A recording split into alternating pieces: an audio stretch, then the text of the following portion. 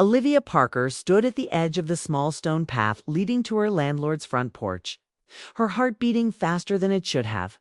The cold evening air brushed her cheeks, but the chill wasn't what made her shiver. She had gone over this moment in her head a dozen times, yet she still didn't know what to say once she got there. The envelope in her hand held the rent, but that wasn't why she was here.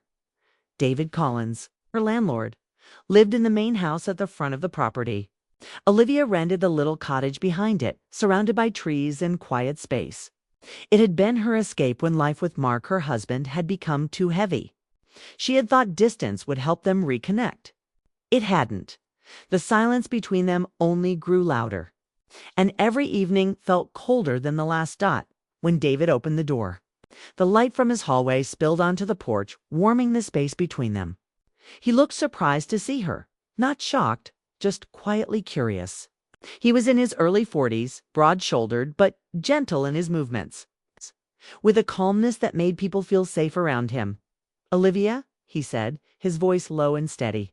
"Everything all right?" She hesitated. "Yeah, I just needed to talk." David studied her for a moment, then stepped aside. "Come in." Inside, the house smelled faintly of coffee and old books. The warmth made her body relax before her mind could catch up. She hadn't realized how cold she'd been, not just tonight, but for months. David gestured toward the couch. "You want some tea?" She shook her head. "No, thank you." He nodded, sat down across from her, and waited. He didn't rush her, didn't fill the silence with empty words. That patience. It was something she'd forgotten people were capable of. "I don't know why I came," Olivia started quietly. "I just couldn't stay in that house tonight." David didn't ask questions. He simply leaned back, his eyes soft. She looked around the room, neat, warm, lived in. There were family pictures on the shelves, books stacked neatly beside a record player. The kind of home that felt like someone cared about it. Hers had stopped feeling like that long ago. "My husband," she said after a moment, "we don't talk anymore. We barely even look at each other. It's like living with a stranger." David nodded slowly. "That's hard." "It's more than hard," she said, her voice trembling slightly. "It's like I don't even exist to him anymore. I could disappear and he wouldn't notice." David didn't try to fix her pain. He didn't say the usual things, "It'll get better," or "maybe he's just stressed." He just listened, really listened, and that alone made her feel seen. "Finally," he said softly, "you're not invisible, Olivia. You're just tired of being unseen." Oh. The words hit her like a quiet wave. No one had ever said it like that before. It wasn't pity, it was understanding. She blinked back the sting in her eyes and looked away, embarrassed by the sudden emotion. "I'm sorry," she said quickly. "I didn't mean to." "Don't apologize," David interrupted gently. "You don't owe anyone an explanation for feeling lonely." His tone was calm, genuine. She couldn't remember the last time someone spoke to her without anger or impatience. For years, she had been walking on eggshells, saying the right things, hiding what hurt, pretending that everything was fine. Sitting there, she felt all of that crumble just a little. The silence that followed wasn't awkward. It was full of something else, something real, something she hadn't felt in a long time. "You've always been kind, David," she murmured. "You didn't have to let me rent that cottage when I showed up crying on your doorstep 2 years ago." He smiled faintly. "You needed a place to start over. We all do at some point." She studied him, the calm lines around his eyes, the way he seemed grounded, steady. David wasn't the kind of man who demanded attention. He carried peace with him, and it made her realize how chaotic her life had become. "Do you ever feel like you made all the wrong choices?" she asked suddenly. He met her eyes. "I used to. But then I learned that sometimes the wrong choices lead you exactly where you need to be." His words lingered in the air, quiet but heavy with meaning. She felt something stir inside her. Not attraction exactly, but recognition. A connection she hadn't expected, born out of honesty. A clock ticked softly on the wall.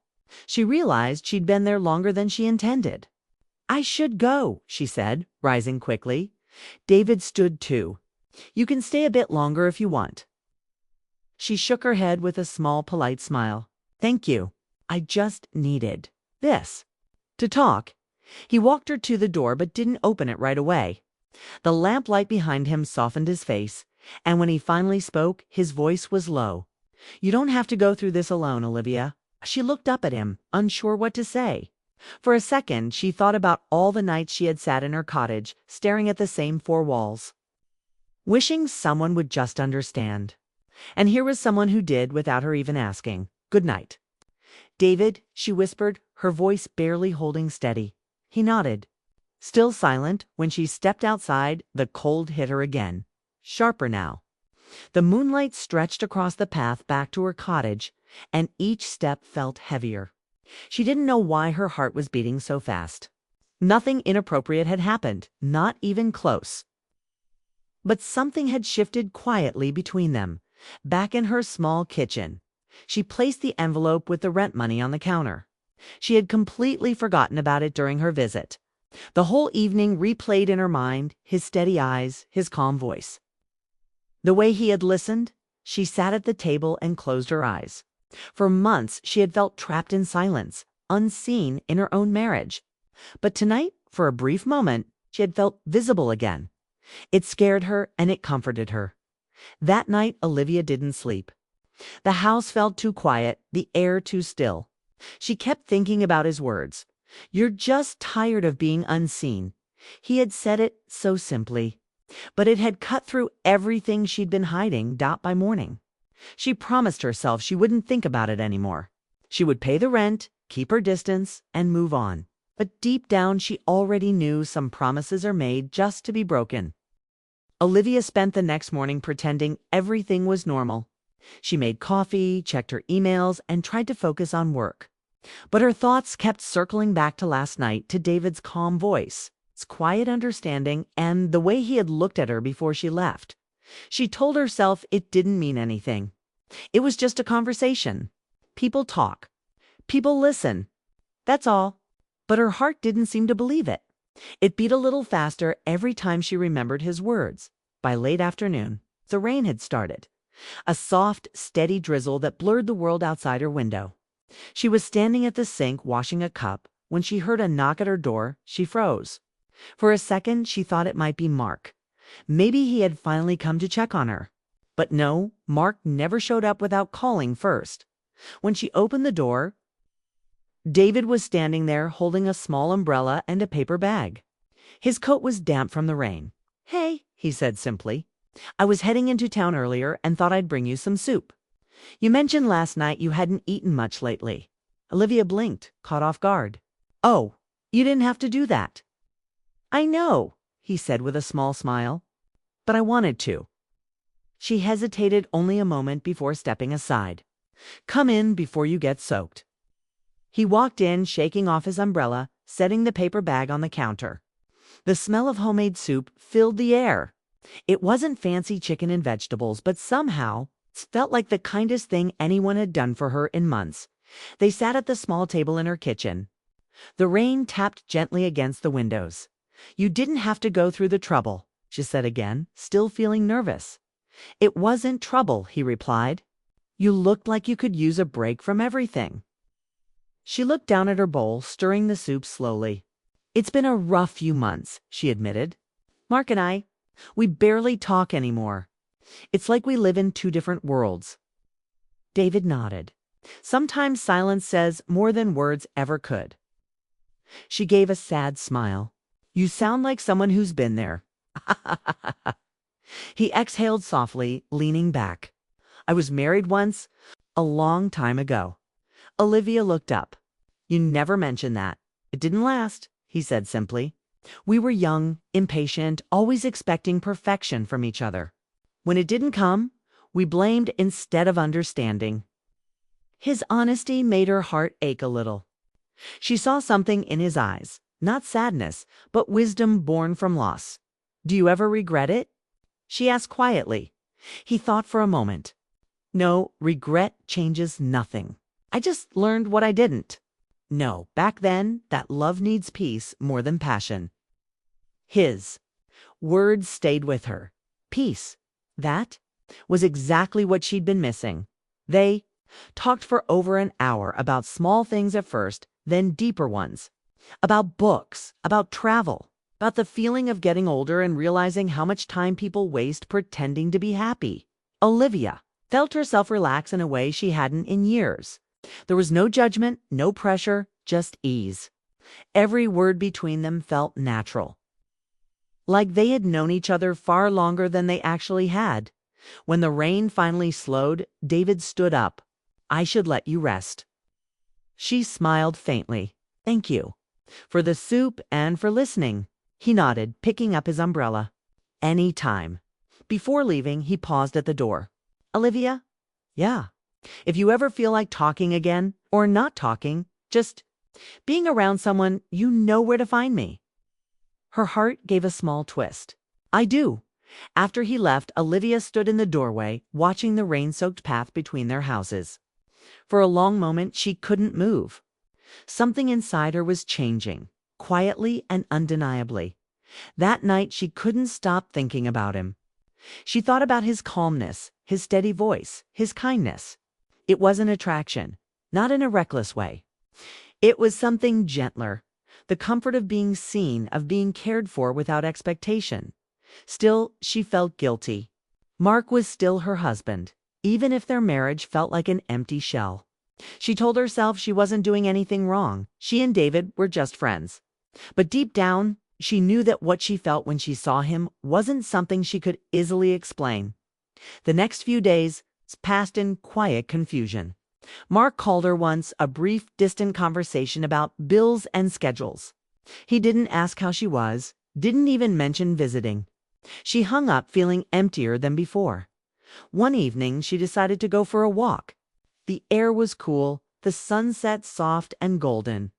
Without realizing it, her steps took her toward David's house. She hesitated at the gate. Maybe he wasn't home. Maybe he was busy. She turned to leave, but then the door opened. And there he was, holding a mug of coffee, smiling when he saw her. "Hey," he said. "I was just thinking about checking in on you." She laughed lightly. "Guess I saved you the trouble." "Come on," he said, motioning her in. "You look like you could use something warm." Inside, his living room glowed with the soft light of a lamp. A record played quietly, old jazz, smooth and mellow. It felt peaceful, and for a moment, Olivia wished she could freeze the evening right there. They talked again, this time about music, memories, and all the small things that make people human. He told her about how he fixed up the house himself after the divorce, how he learned to enjoy solitude instead of fearing it. Olivia listened, admiring his calm strength. "You make it sound easy," she said. "It wasn't," he replied. "But pain teaches you patience." Their eyes met. The silence that followed was soft but full, like something unspoken had passed between them. After a moment, she stood. "I should go. It's getting late." "Okay." He walked her to the door. The porch light cast a warm glow, and the night air smelled like rain. "Thank you again," she said quietly, "for everything." He nodded. "You don't have to thank me, Olivia. Just take care of yourself." Shay smiled, a real one this time, gentle and grateful. "Good night, David." "Good night," he said softly, as she walked back to her cottage. She realized something had changed, not just between them, but within her. She felt alive again in a way she hadn't in years. Not because of romance, not because of desire, but because someone had finally reminded her what kindness felt like. That night, she sat by her window, watching the stars. She thought about the life she had built with Mark, the silence, the distance, the weight of unspoken things. She knew she couldn't go on pretending forever. David wasn't the reason her marriage was broken. But somehow, meeting him had made her see how broken it really was. She didn't know what the future would bring. It's only that she couldn't keep living halfway between love and loneliness.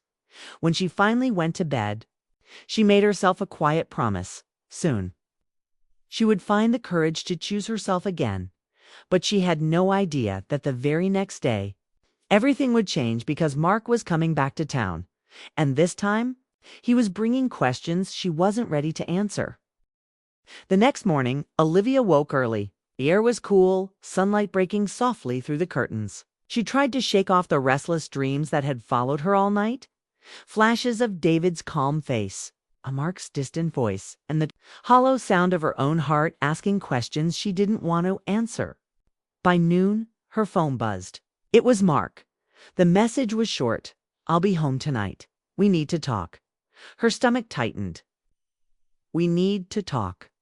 Those 4 words could mean anything, but in a marriage like theirs, they rarely meant something good. She looked around the small cottage, noticing things she had ignored for months. The stack of unopened letters, the cold plates in the sink, the flowers David had left on her porch last week, now slightly wilted. Her life felt like a snapshot of quiet confusion. By evening, she heard the sound of tires on the gravel driveway. Mark's car. When he walked in, Olivia almost didn't recognize him. He looked tired, his suit wrinkled, his expression unreadable. He greeted her with a half smile, but it didn't reach his eyes. "Hey," she said quietly. "Hey," he replied, dropping his bag on the chair. "You look different." "Different? How?" "I don't know," he said. "Just different." They stood in silence for a moment before he sighed. "I know I've been away too much. The projects, the deadlines, it's been a mess." "I understand," she said, though she didn't fully mean it. He nodded, then looked at her more closely. "You've been okay, though. The landlord hasn't been bothering you?" Her heart jumped, though she kept her voice steady. "No, David's been great. Very kind, actually." Mark raised an eyebrow. "Kind?" "Yes. He helped fix a few things around the cottage. Just being neighborly." Mark said, walking toward the window. "You've been spending time with him, then?" There it was, not exactly jealousy, but suspicion wrapped in casual tone. "Just as friends," Olivia said carefully. "Easy to talk to." Mark's expression tightened. "I see." The tension filled the room like heavy smoke. For a long moment, neither of them spoke. Olivia wanted to tell him everything. Not that she had done anything wrong, but that his absence had left her feeling invisible. But the words stuck in her throat. Finally, he said, "I'll be here for a few days. Maybe we can figure things out." She nodded, though her heart wasn't sure what "figure things out" meant anymore. That night, she lay awake beside him, staring at the ceiling. He had fallen asleep quickly, like always. The sound of his steady breathing filled the quiet. Once upon a time, that sound had comforted her. Now, it just reminded her how far apart they'd grown. The next day, Mark spent most of his time on calls. Olivia tried to distract herself by gardening. But every time she looked across the yard toward David's house, her heart tightened. That evening, as the sky turned pink, she saw David outside, fixing a fence. Their eyes met briefly. He gave a small nod, polite, distant. He was keeping his promise to stay respectful, but his eyes said he understood more than words ever could. She wanted to go over to talk, to explain. But she couldn't, not with Mark around. Later that night, after dinner, Mark sat at the table, scrolling through his phone. "You know," he said casually, "David seems to take a lot of interest in you." Olivia set down her cup. "He's just been kind." "Kind," Mark repeated. "That's what people call it these days?" She looked at him sharply. "What's that supposed to mean?" He shrugged. "Nothing. I just find it strange that my wife talks more about our landlord than about me." Her voice trembled, but she tried to stay calm. "Maybe because he listens." The silence that followed was sharp and cutting. Mark looked at her, surprised, maybe even hurt. But Olivia didn't take it back. She stood and walked outside before the argument could grow. The air was cool and still. She walked down the path without really deciding where she was going until she found herself standing in front of David's porch. He looked up from his chair when he saw her. "Olivia, sorry," she said softly. "I shouldn't be here." "Then why are you—" She hesitated. "Because I needed to be somewhere that doesn't feel heavy." He stood, concern in his eyes. "Did something happen?" She shook her head. "No, it's just, Mark and I are trying, but it feels like I'm pretending to be someone I'm not anymore." David didn't interrupt. He just listened, his gaze steady and kind. I don't even know what I'm doing, she continued, her voice breaking. I don't want to hurt anyone. But I can't keep living like I don't exist. David took a slow breath. You're not wrong for wanting to feel alive again, but don't confuse kindness with escape. His words sank deep. I'm not, she said. He interrupted softly. Olivia, listen. Whatever happens between you and Mark, make sure it's about truth, not loneliness. She nodded slowly. I think I've already made up my mind. I just need to find the courage to say it. They stood there in silence for a long time, the night breeze brushing against them. It wasn't romantic, not in the usual sense. It was raw and human to people standing in the truth of what they felt, but choosing to do the right thing. Thank you, she whispered. He smiled gently. You don't need to thank me. Just promise me something. Don't lose yourself trying to fix something that broke you. Her eyes welled with tears. I promise. The next morning, Olivia sat across from Mark at breakfast. The sunlight streamed through the window, painting the table in gold. Mark, she began, her voice calm but steady. We need to talk. He set down his cup, looking wary. About what?